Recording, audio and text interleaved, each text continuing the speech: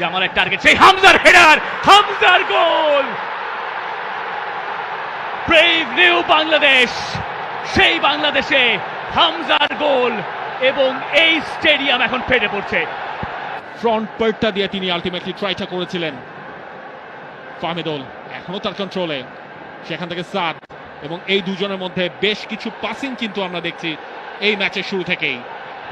বাংলাদেশি পায়ে বলটা রাখছে, যেটা এক্সপেক্টেড ছিল বাংলাদেশের কাছ থেকে। জামাল, আরো একবার কাজেম শাহ ছিল তার টার্গেট, তবে জামাল ভুঁইয়াকে ম্যাচের এই মোমেন্টের ভেতরে আমরা বক্সের ভেতরে দুবার স্থান নিতে দেখলাম। সেটা হয়তো আতসুশি নাকামুরা, জাপানিজ কোচ ভুটানের, তাকে কিছুটা হলেও চাপে ফেলবে। জামালকে এত তাড়াতাড়ি আমরা বক্সের ভেতরে এত প্রেজেন্স তার কমই দেখি, এবং তিনি যেখানে আজ স্টার্ট করেছেন সেটা গোল থেকে আরো কাছে। ক্লাবে তিনি যেখানে খেলছেন এই সিজনে